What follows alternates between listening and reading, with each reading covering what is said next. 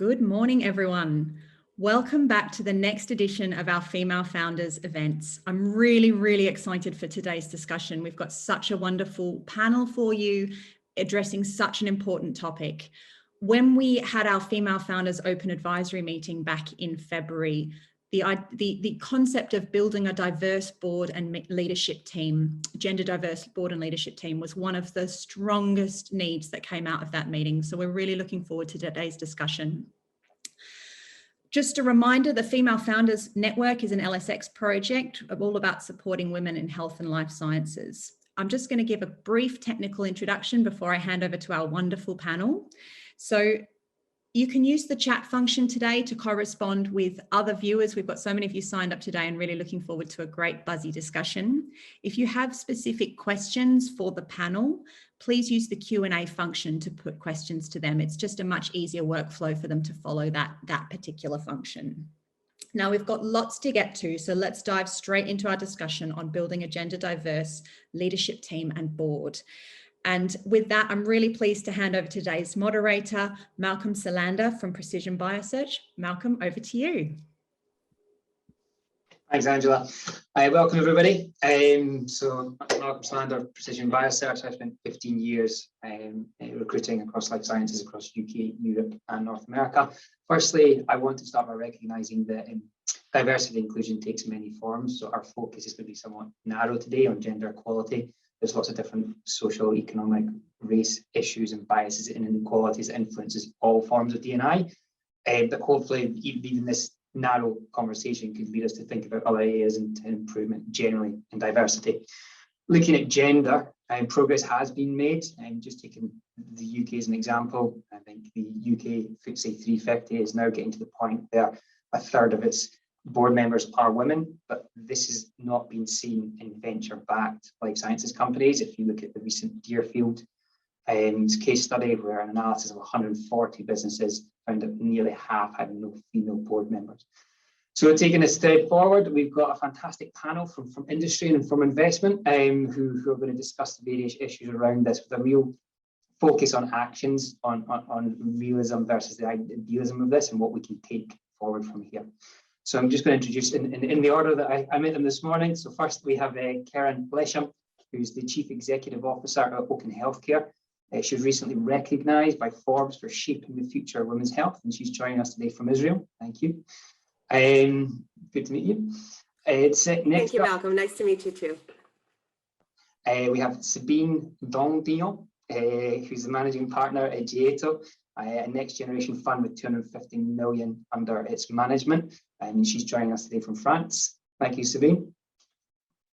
We have Houman Ashrafian, Managing Partner at SV Health Investors and the Head of Experimental Therapeutics at the University of Oxford, amongst many other things. If you look at his LinkedIn profile, Houman, thank you for joining us. Morning, Malcolm. Morning, everyone. And then finally, we have Priya Mandi, COO of Cyrexis Therapeutics. And for the last 10 months, she's played a critical role in the UK Vaccine Task Force as well. So thank you, Priya. My pleasure. Good morning, everyone. So I'm going to start off with our first question today. I'm going to aim this at start with, which is just looking at the hiring risks of competency over experience. As we tend to recycle a male-dominated candidate pool, asking for a certain level of experience when there is the competency of women who could step in to do the role. So Karen, to you, what do you think the risks of this are, high on competency versus experience? I personally think that experience may sometimes be a little, because it could put people in a box of knowledge or experience that they may not be able to think out of. I think the most important thing that I look for in a candidate is drive. As soon as a candidate has drive, they can learn anything, they can do anything, they can overcome so many different experience or knowledge lacking. So I really look for drive. I think that is the most important thing in any candidate. If I have to choose experience over drive, I would choose drive every single time. Maybe I can chime in here and build on what Karen just said, because if you are stuck in the experience circle, then you will never invite new board members and female board members. So that's kind of a vicious circle. If you ask people to be already member of the club, then you do not open the door for new people, which we are all looking for when we talk about diversity, because we know how much white man choose another white man. So I think this is a real trap to focus on experience, and we should open to soft skills, as Karen was mentioning, competency, and far larger, so that we get people out of the very well-known club. So maybe I can riff off that a little bit. I'm gonna have one theme that I'm going to play out regularly this morning, which is our use of language and use of semantics, which I'm going to keep, it's a button I'm going to keep pressing on. So I think we've all assumed that experience here means the very narrow vertical experience related to our, our jobs. And I want to change the framework of that. I think experience comes in diverse forms, and I think diversity brings experience, coming from different cultures, having different gender experiences, having even different industrial experiences. I have people on my teams who've come from banking or software backgrounds, or indeed never had a university education. And I think that experience is reflected in diversity. So one comment from me here is, we're blessed in our industry that we've got many competent people. We're falling over each other with degrees and university attendance. What we probably lack is that breadth of experience that is reflected in diversity.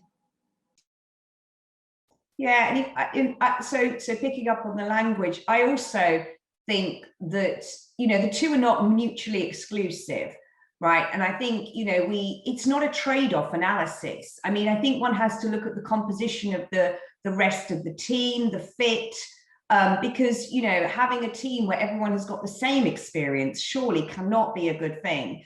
So, it's the eclectic mix of the frames of reference, the contextualizing how these individuals are going to interact with each other, because, even at a board level, leadership team level, throughout the organization, it's not down to one person. The person has to work within a team.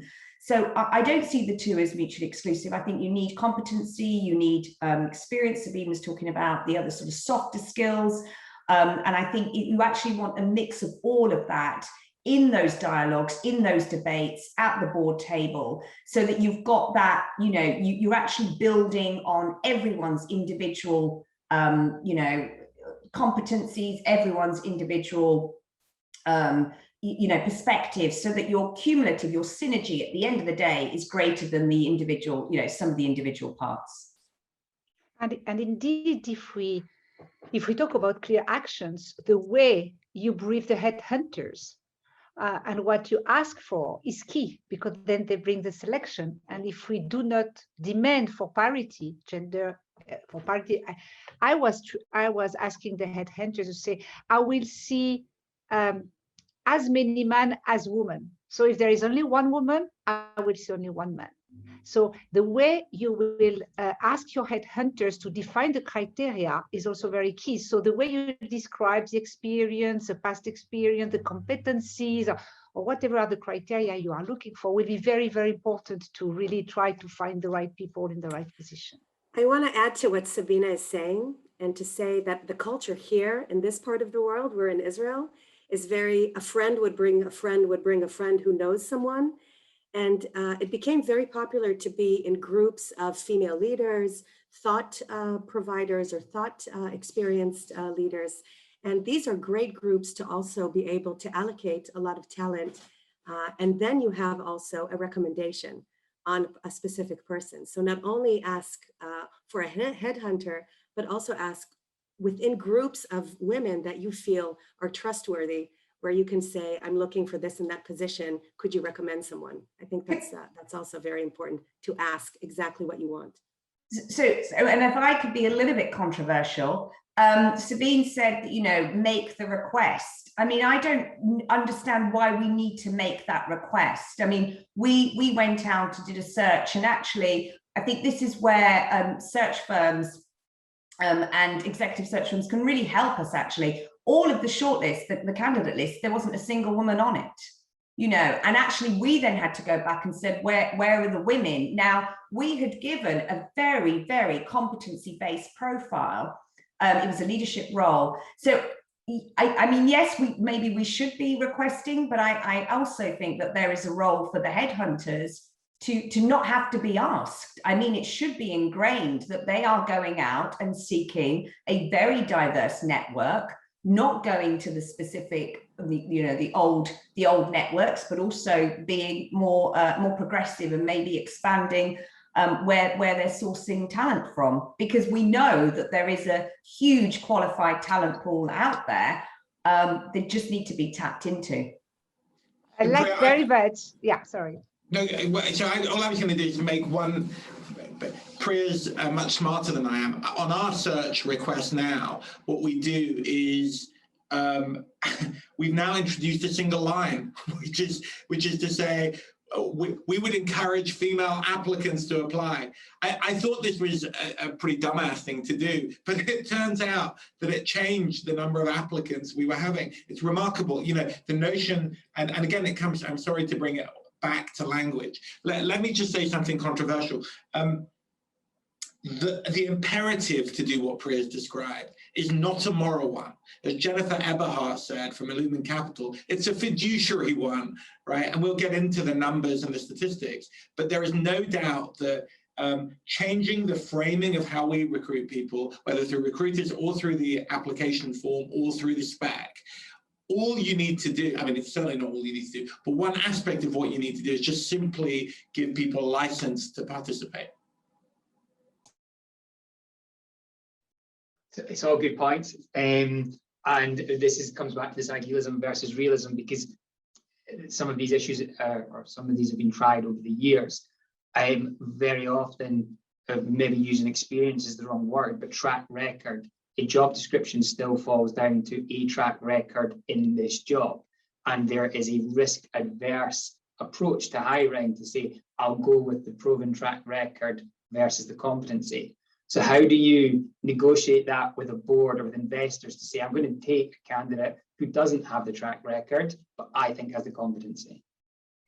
If I could add in, because I'm aware of a few boards that have done this and very successfully, I think you just need to provide the framework. It's back to, you know, ensuring that you've got that complementary mix. So you may decide to take a punt on someone that doesn't have quite the vertical track record that Hooman was describing earlier, but you might put in place a very experienced chairman, for example, to support a female CEO who may not have some of that, you know, that war chest of experience. Equally, you may be able to put, you know, other frameworks, you know, CFO, other C-suite around that individual. So I think, where there is a will, there is absolutely a way, I believe. Just one quick comment on that. Chairman or chairwoman, by the way. I think we put in the chair, but Priya didn't mean anything about. I'm just. No, I didn't. I go back through as I go through my emails. I just go back and readjust everything I say. It's very interesting how the framing becomes relevant. Very good point. Yeah, and maybe I can illustrate here what happened in France with the quotas, which were very controversial at a certain point. And even myself as a woman, I was not really in favor of that, saying, well, my God, I have to be chosen because I'm the best, not because I'm a woman. In my previous career, before being in JTO, where we are in a kind of very privileged situation because the founder and CEO is a woman, I'm the managing partner, and the third partner is also a woman. So I never worked in such a feminine environment, and I really enjoy it. Hooman, to your point, we are looking for and care very much for the few males who are with us, to teach us to care and point. So the thing is that when I was at Johnson & Johnson, my last promotion was pretty high, and I heard that it's because she's a woman and they want to have women in leadership position. That really was very offending to me, very offending. I shared that with my daughter, and she told me, relax, ma'am, for once being a woman is an advantage. You should enjoy that because it's always a problem. These times they say, again, I was not in favor of quotas, but what I observe as in France by law, you have to have a certain number, significant number of women in the boards. It helped. It helped a lot, because if not, you have that saying of 30%, we all know. People are choosing the same. If you do not push the boundaries, oblige somehow, it's a pity, because there are very bright women that really deserve to have that board position. But still, So I think that can be a solution. Thank you, Sabine. I want to add to that and even expand on that. I think that to be able to see women qualify for board positions, we need to see a lot more women in the C-suite arena, right? And so this is kind of a fueling of its own fuel. In Ocon, we are a women's health dedicated company, so it's a bit biased towards women. When I have women on my C-suite, and I have all women on my C-suite, except for my CFO, who's a man, but we can, put on a blonde wig and call him by a woman's name if we need. But most of them in their career now being C-suite will either continue on or be able to sit on boards later on. So I think it's super crucial not only to look at the board, but also at the C-suite. That's one. And the second thing I wanted to say is that currently our board has 2 women. We have a chairwoman and we have a board director. And I have to tell you that the whole conversation as a CEO with my female board members is completely different than my conversations with my male board members. And there's so many funny ways in which I learn from them how to even deal with ideas or deal with challenges, and the way they communicate with me, I really much take and communicate with my team. So not only do they provide a different framework of thought, but also the way they behave allows me to see how to bring down some of the communication skills that they have and learned throughout their career back to my team as well. So that's what I wanted to say. Thanks.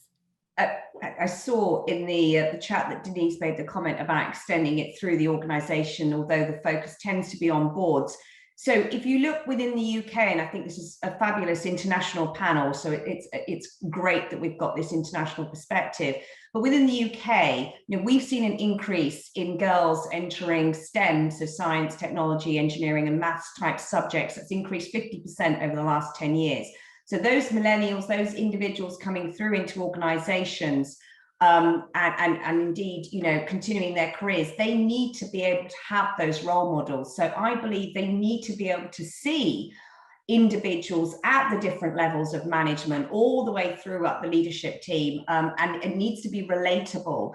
But I also saw, I'm quite interested in sort of the statistics around this.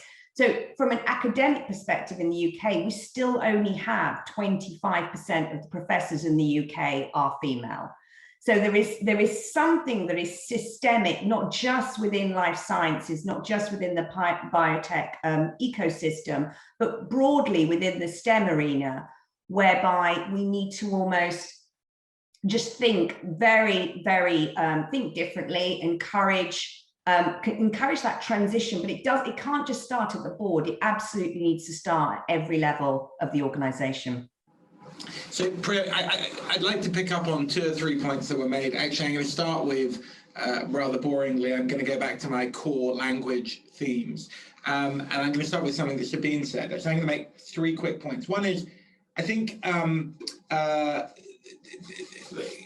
Karen started off by saying actually she learns a lot from the language that's used by board members and others that are female. I think the first comment I'd like to make and maybe discuss later is having the odd token person doesn't help. There's lots of data saying that you need a critical mass. There's a non-linearity between the impact you get, and that's partly characterized by what Karen said. So going above 30, certainly getting above 30 and up to 50% or beyond is really important to begin to generate the culture that's required. The second point I was going to make, which Sabine said, is also important and goes back to language.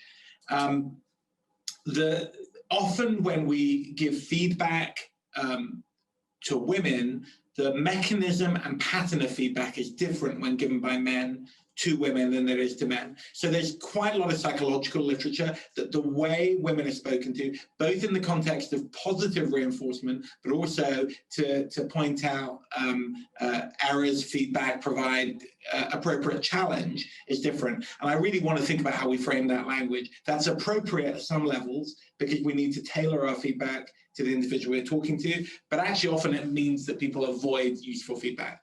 And then the final point I want to make is about, and sadly Malcolm will cover his eyes when I say this, but actually it's about your point about how we encourage women and other diversity groups to be able to have a greater representation than 25%. And I think we need to get into the nitty-gritty of what are the practical day-to-day things that make a difference. When I look at our own household, the things that would encourage the various people that live in my house to be able to get out there are not the fancy philosophical discussions about framing language. They're rather more quotidian factors, and I think we could get into those too.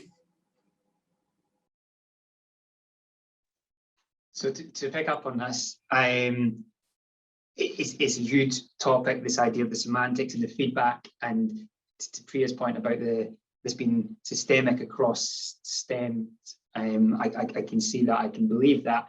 It's very idealistic just to improve that. And day to day, tomorrow, what could we actually do? What actions could somebody who's watching today or their businesses take to improve the feedback that they are giving to women in their businesses at all levels to help them coming through? Yeah, maybe I'll jump on that one. It's very interesting, again, when I was leading big organizations, you have a lot of super bright women entering into the organization, but the more you grow with the organization, the less women you see. So I will maybe later elaborate on the role model. That's a very interesting point.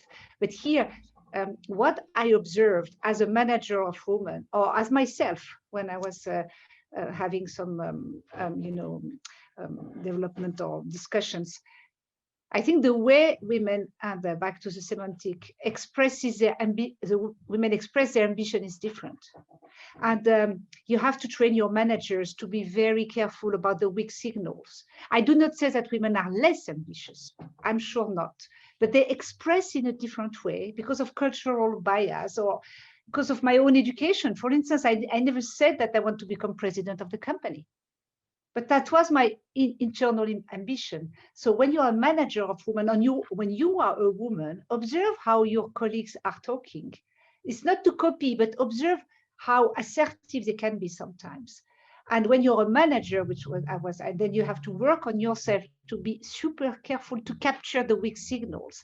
And until now, at JTO, we have done 3 investments, one with a woman CEO.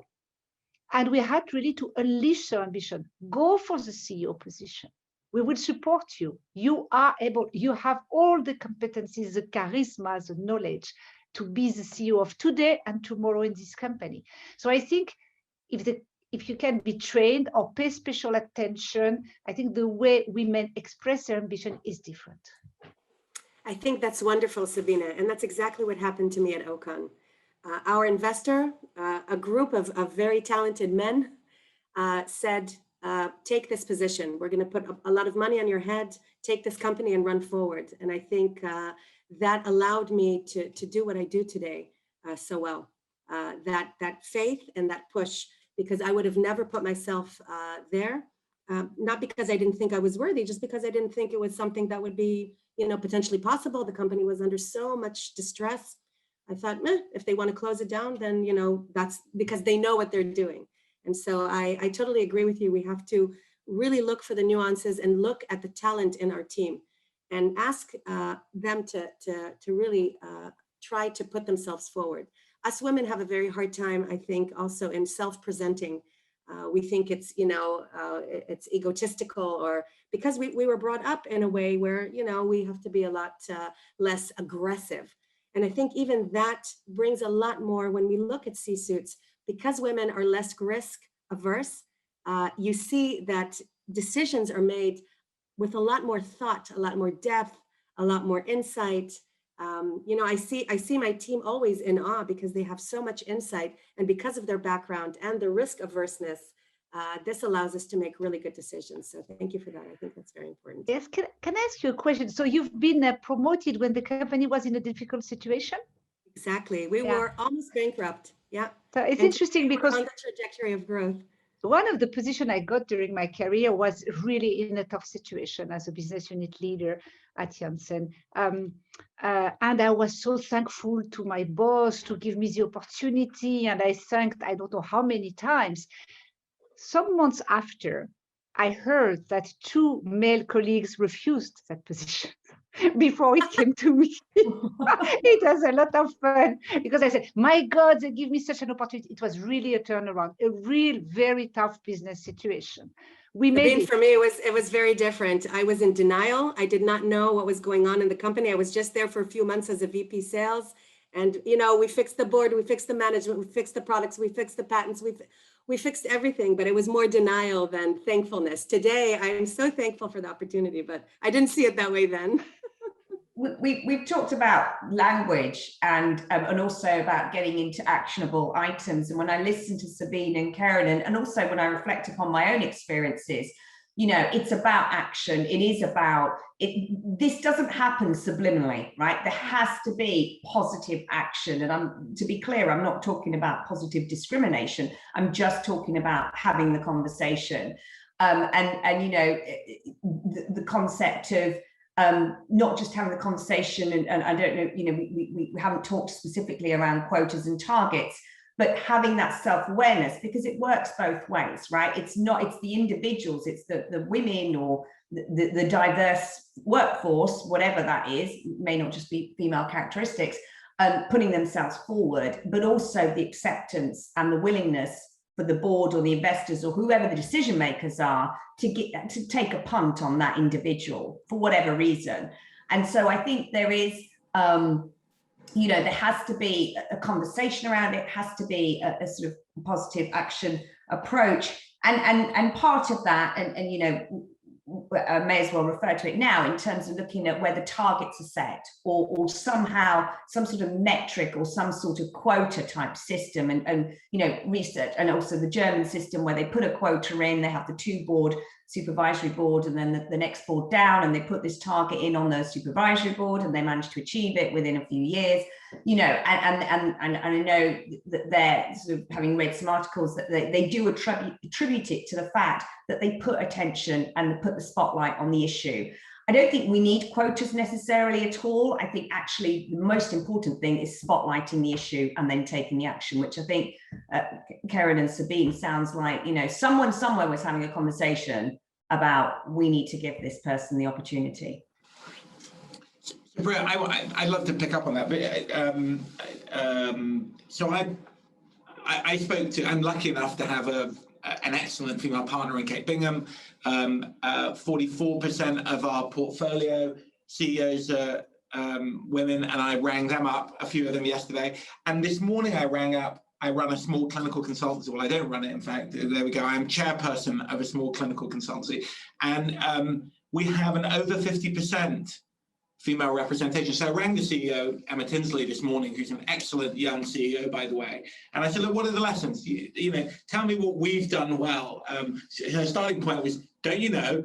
So I had to ask myself that question. And then we went through the list. And I'd like to re-emphasize 3 of the points you guys made. The first was, she said, we have 50% of women in the organization, right from the youngest analyst all the way through to the CEO.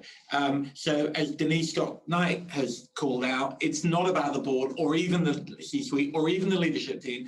It's the recognition at all levels that there is a depth and breadth of women, and certainly more than 30% of voices, so that the language and the structure of that language represented point 1.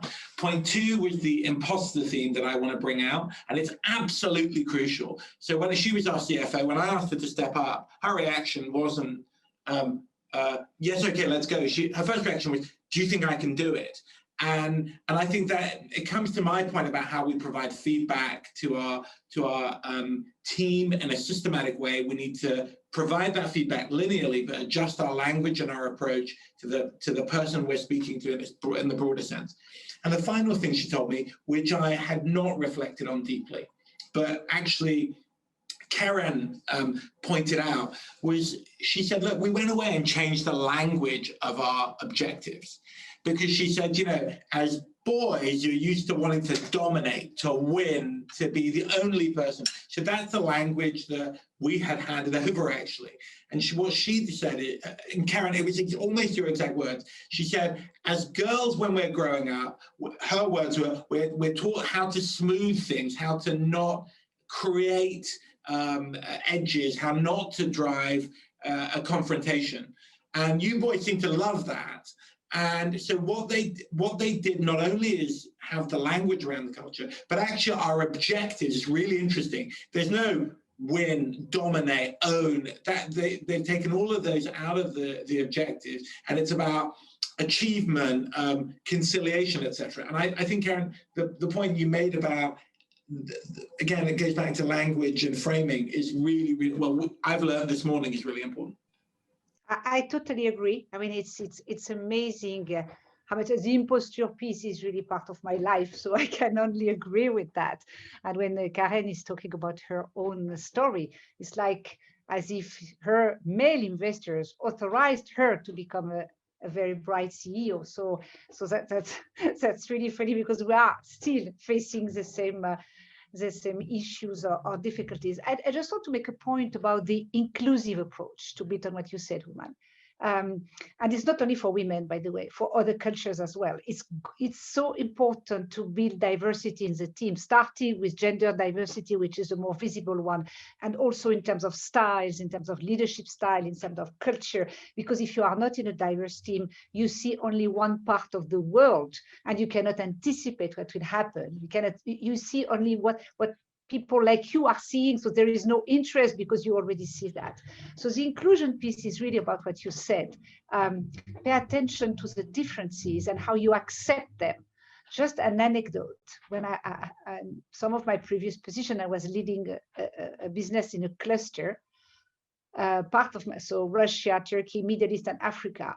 In Middle East, it was the first time ever that their boss was a woman. It has been so difficult. The first meeting, I never saw that. Only males in the room. Only males in the room. And the first business meeting, they told me, we know your reputation and you are a good business leader. That's why we don't feel we've lost our face having you as a boss. Can you imagine how difficult it is then for a woman like me to really have a peer-to-peer, or I was a boss, by the way, and they are very respectful of the hierarchy. So being inclusive, understanding that for those guys, it was difficult to have a woman as a boss because of the cultures. That's something that we face, and women are facing because they are diverse. And it's more obvious when it's cultural diversity, but it's the same mechanism. And I like very much when you talk about the importance of the semantic. There is not only one style of leadership. And I would not accept either that women are always soft. We know when we can be soft, and we know when we have to be tough. And it's all about getting where you want to be. So interesting. I have so many anecdotes on being the only woman, being the first woman, being the only non-American. So let's be careful. Inclusion, in order to be inclusive, you have to make an effort yourself, because being inclusive is your problem. You have to accept someone who is different from you. So you have to make that effort and listen differently as a person. That's not obvious, let's say, or easy.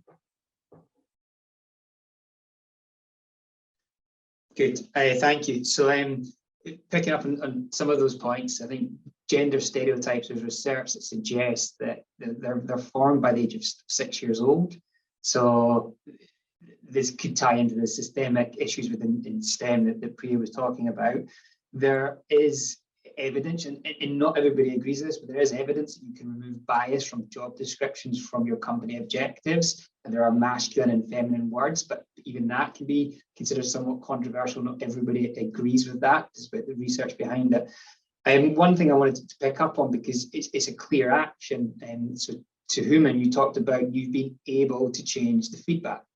So what did you do? What changes did your business put in place specifically to change how feedback was passed on? So the first thing I'm going to do is just name check the BPC. BPC is an important part of our ecosystem here in the UK, and I've been really grateful for their leadership in driving both the measurement and the requirement for having diversity expressed through their investment programs. And one of their activities got us to thinking about some of the way we express feedback. So I'm going to make only 2 comments and let. By the way, Sabine, I could listen to your anecdotes forever, so you should keep them coming. Actually, I'd love to hear more. But what we did in feedback was 2 things. The first thing is the recognition that feedback doesn't come in one check. As part of our legal and just efficiency structure, we tend to provide checkboxes on how you fill in feedback, etc. What we've done here at SV and in some of the other organizations I work in is we've allowed feedback to be provided in a more open way. It's not always tidy or easy, but actually allows feedback to be provided on the terms that the individual needs. And secondly, we've become very conscious of both, and we can talk about it in more detail, but I don't want to get into the great details of it. But we've started to think about at each level and each individual, what is the correct language of feedback? They all come in, and we've all done personality assessments, and we've done neuropsychometric assessments, and we're classified into bundles. I don't think they have any real neuropsychological reflections, but I think what it did teach me is that I now very consciously amongst my CEOs, board members, and people that work here at SV, apply different parameters for feedback. And I guess the conversation I'd like to start is the recognition that we have to give feedback for men like me, and I've never been afraid to give feedback to women, but broadly speaking, men like me have to encourage women by giving them direct feedback. You can't sort of be mamby-pamby about it. But the question is, what prism through which do you provide that feedback? What is the language? What is the structure? What are the deliverables? How do you measure the output? How do you performance review effectively? And I think it's not to do with women. It's to do with men. It's to do with women. It's to do with people of different sexualities, genders, and ethnicities. I think we just need to be very thoughtful about how we express ourselves. I agree with that, Human. I think that it doesn't have to be about men giving women feedback or women giving men feedback. I manage men also. I think it's about making sure that it's not personal. The feedback needs to be substantial, and it needs to fit what your goals are, but it cannot be personal, especially if there's a person in your organization, regardless of its gender, race, age, by the way, that may be a little bit different in the way they think or take on, I'll say criticism, but it is criticism at the end of the day. So we need to really look at language, regardless if it's between men, women, or anything else. I think that, when I look around my table, where we see diversity in Ocon, we're 85% women, all the way from the women that manufacture our products through all the regulatory, clinical, we have all of the quality people, our R&D, our lab, all of them, most of them are women, but they're women of very different backgrounds, very different family structures, and very different age. We have students that come in and then they're promoted, and all the way to a woman that I hired that is, that could be my mother, that said to me, I don't get jobs anymore because I'm closer to 60. I said, what do you mean? I want to be you when I grow up. And so to manage that diversity, regardless if it's just women or men, we have LGBTQ on my team. Their ideas and thoughts and backgrounds are insanely important to make sure that our products are specifically fit to the target audience that we want to fit them to. So I really commend you for making that effort to tweak language. That's incredible. I wish a lot of, especially VCs and people that own a lot of space in how we act, behave, and move forward would be very subtle and be able to put that in front of them. When I was made CEO, for example, just one last point, our then chairman, very big VC here, said to me, it's not a decision for you to make, yes, no, CEO. I'm looking for a partner. You need to, you know, and it wasn't even an issue. Do you agree? Do you disagree? Do you feel like you want to do it? It wasn't even a question. So he didn't even listen. It was just, this is what you're going to do, you know, period. If I can sort of interject, when I reflect back and I've been listening to the conversation about what would help and enable, I think, the next generation of leaders, because I think what we're talking about here through this feedback cycle and just reflecting on sort of, I've had male managers, I've had female managers, and I've got male reports and I've got female reports, and I've had a mix of both over the several decades. I think one of the key differences, and I'm going to generalize here, and it's probably going to be a little bit controversial, but I'm just going to put it out there. I think for me, and this is very much my personal perspective, but I've seen it with colleagues. So my children are much older now, but when they were younger, there seemed to be, and this was just something that, you know, personally, the expectation that the bulk of the childcare knowledge or the childcare organization would fall on me. And this was something that you know, my husband is absolutely fabulous, and we share parental care, and we always have done. But despite him being so forward thinking, we still struggled with that expectation within the system. So you've got the whole school system, the school mum system, all the rest of it. And when I think back, so I was working, but I also wanted to do an executive MBA at London Business School, and to do both. I was working for a pharmaceutical company at the time, and, you know, obviously all the other things that go around that time of your life.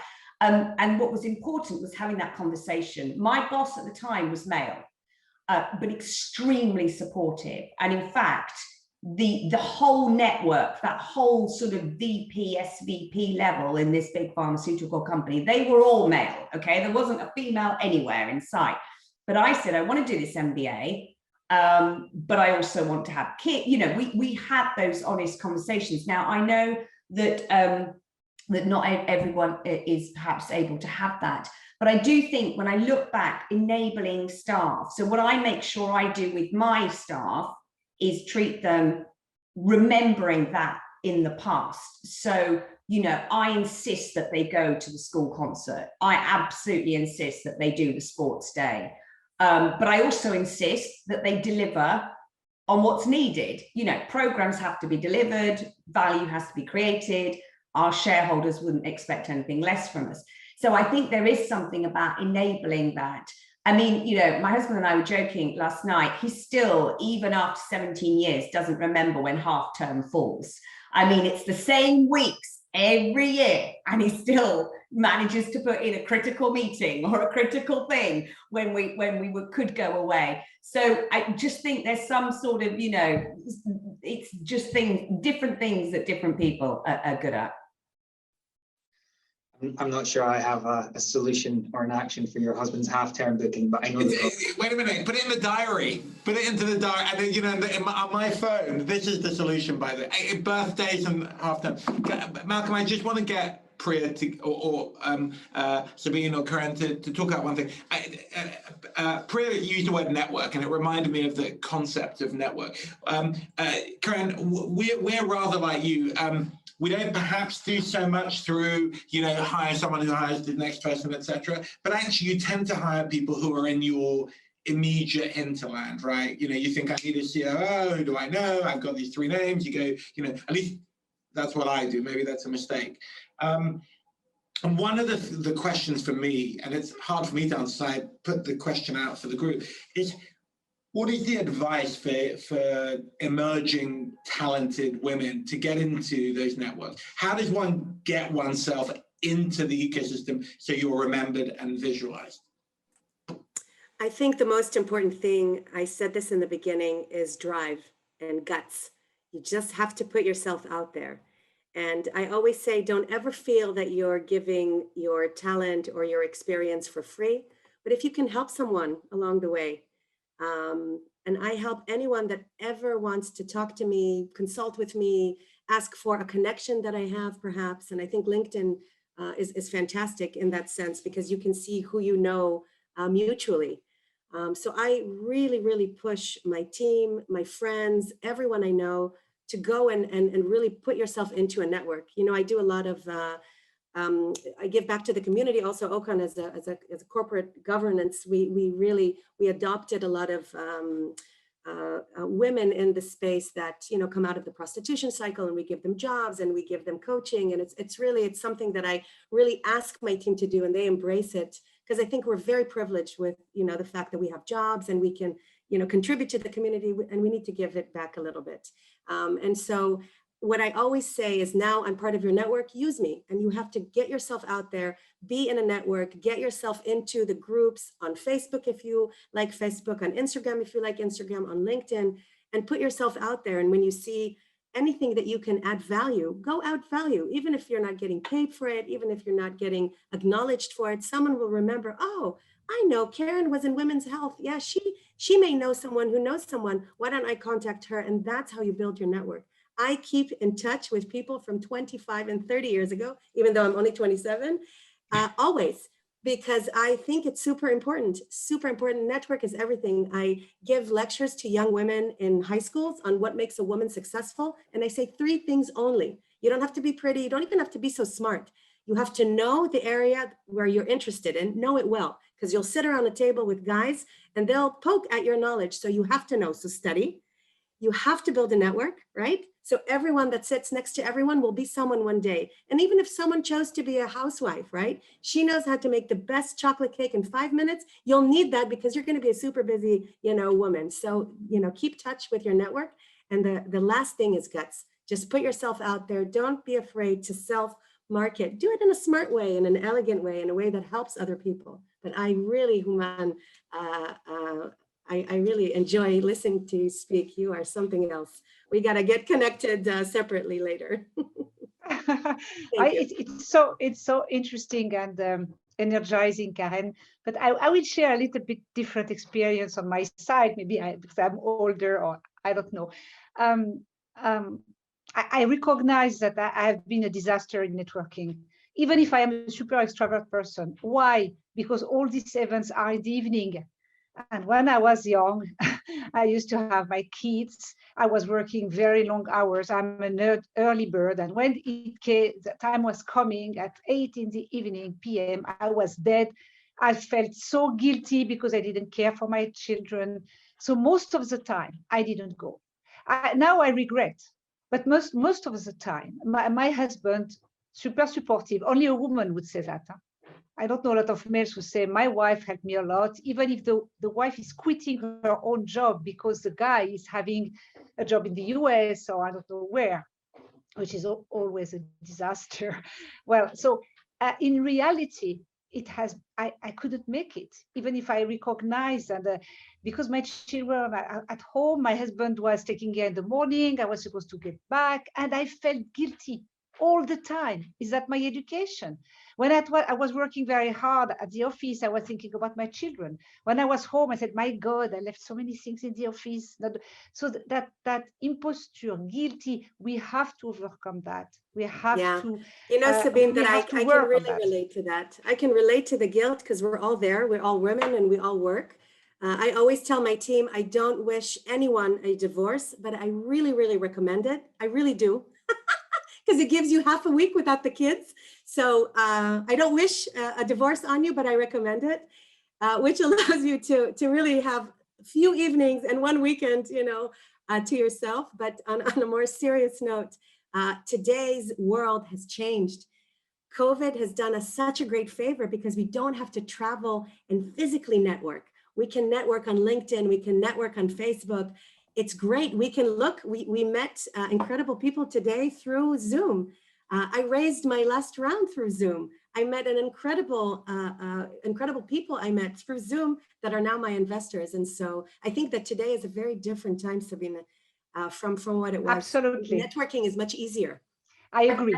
I really agree. And we can reinvent networking, maybe. Yeah. As we I think networking is easier if you've got an extrovert sort of personality. And if you get your energy from other people and you're comfortable putting yourself out there, I think it is a barrier for those who are perhaps a little bit more introverted. Or perhaps less experienced. I think it gets easier over time as well as you build the network. When I look what I do with my team, what I encourage, and again, reflecting on my own experiences, very much driven off the one. You know, start with one person that you really, really are enjoying their company, that you are learning, and find someone that's quite similar, that wants to also, you know, you've got a common goal, you both want to, you know, really build your network, and then you can do it in a very targeted fashion. It's exactly what I did when I look back sort of 15 years ago. I think how you know, there's lots and lots of events, actually. I mean, a lot of them are now virtual. You know, you could, in theory, just spend the whole week going to various drinks and dinners and just can network all week long. I mean, you know, how are you supposed to get the work done? So, and start with one, start with someone, and then you've got that sort of, and this is what I encourage my team to start to go out there, and you continue to build your network broader and broader, and then it takes on a life of its own. It takes the momentum, but it is easier when you're fine to walk into a room full of strangers and just go up to someone and start talking to them over a glass of wine. But I do know, I'm aware, as you know, having been the line manager of many people over many, many years, that it's not always easy. So again, you know, we haven't talked about mentoring, we haven't talked about coaching, but these are all things that I absolutely encourage. And I really, really promote. I mean, you know, part of, you know, Human talked about Kate Bingham. You know, I was extremely privileged to be able to work alongside Kate on the vaccine task force. I mean, actually, the VTF is a great case model. There's lots of women there, and Kate will attest to that, you know, very, very senior leadership positions. And so, you know, in terms of just find that one, encourage the more junior people, because it will take years. It will take a really long time to build the depth, because I mean, having a broad network is great, but what you want is a really solid, foundational, really good relationships. You don't need hundreds of people. You actually just need a core group who you can learn from, and then, you know, share experiences. And I've got this brilliant network now where if I have a problem, I know exactly who to phone up, and I go, you know what, I've got this problem going on. Have you encountered that in your company? You know, you don't need a massive group for that. So, Priya, I want to pick up on mentorship and mentors, because I think those are huge. And then I might briefly touch on the male view of work-life balance and family, because maybe I have some justification to do so now, a license to do so. So, firstly, on mentorship. So, I've been throughout my career, I've been very lucky to have one or two mentors at any person in my development. And since you called out Kate, maybe I'll do that formally. So I came to SV, I was in pharma. I'd done a bit of biotech before, but not recently. And I was very lucky enough to bump into Kate Bingham, who has been participating in saving the world and saving the UK, along with Priya, over the last year or so. And people like Kate are the exemplars of mentorship. And I say that both from a male minority perspective, but also I think from the perspective of all diversities. So the only comments I'd make are, and I'll say it briefly, but when I joined Venture, Kate opened her Rolodex to me. So I went to every meeting, met everybody, and I think finding a generous mentor who's able to encourage you to build your network, but also recognize your strengths and weaknesses is absolutely the single most, in my view, important part of this business. So please find that mentor and hold on to them. And I'm privileged now that Kate and I and our peers, we work together, we lead the fund together, but without her, I would have never got there. And if I'd been left to my own devices, it may have taken me 40 years. So that's one quick comment on mentorship. And thank you, Kate. She won't be listening as she's working at the moment, I think. But I'm very proud of what she's done and what you've done, Priya, and what the rest of the VTF have done. And I hope that we're able to spread some of the love that we've had on the VTF across the world. Actually, there are places that need that acutely now. And the second comment is about work-life balance. I'm incredibly proud, actually, that I think my children, who are 7 and 5, are gender blind. It is remarkable. They're not only gender blind, but they're ethnically blind. I find it truly remarkable when I watch them interact with their colleagues.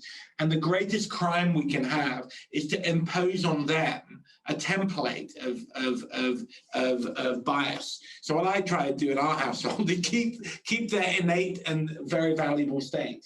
But I think that it is important that as males and females, we find a way to support each other in sorting out our home affairs. And I would love, perhaps, the 3 ladies and Malcolm to comment on how we as a set of employers can best help, childcare, transport, etc., etc.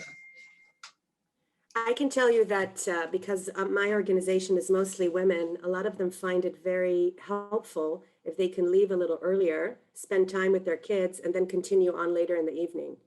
I'm very open to that. Women are super loyal, they're super, hard workers. And so I think that giving that access to really have a more liquid or flexible schedule is something that is very, very helpful for work-life balance. That's one. And the second one, Human, I also want to say mentorship, and also you, Priya, is super important. I'm in women's health only for 1.5 years, and it almost feels like I know everybody because I had, and you said the word exactly, it was a gracious mentor, right? Someone who really opened up her network. So I want to thank Jessica Grossman also, because she picked up on what we're doing and she opened up her entire network to me. If it's investors, if it's key opinion leaders, if it's thought leaders, amazing. And she continues to mentor and coach me. We have a discussion once a week or once in 2 weeks. So I think that's super important. I forgot to mention that, but mentorship, very, very crucial for networking, for sure. A lot of points to pick up on there, and we only have literally a couple of minutes left, unfortunately. But I think looking at childcare and looking at work hours and then modern flexible Zoom remote working could have a good impact. I think one of the other comments about going to an existing knowledge pool or network of candidates and just selecting from the ready-made, we can challenge ourselves to have 3 we know, but 3 we don't know. So again, there's some clear actions. What we'll try and do after this event is summarize these actions, and so along with the video we can publicize this and give everybody hopefully some ideas going forward. I appreciate the time is really running out. We've maybe got about 2 minutes left. There is a commercial aspect to this as well. There is the evidence of the success that diverse leadership teams and boards have, and so there's a commercial risk to companies from not taking this seriously, from not actually achieving diversity. And one initiative I saw from the US being launched was actually just reporting on your website, put on there a new tab and stick on there your diversity at leadership and board level.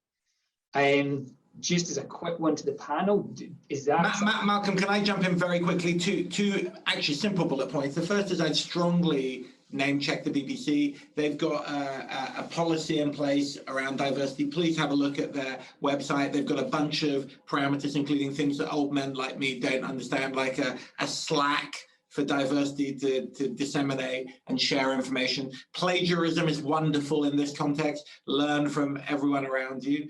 And the second is, to just cut to the chase, there's a Forbes article, Diversity is a Superpower. I'd strongly recommend you read that. It's got some interesting stats in it.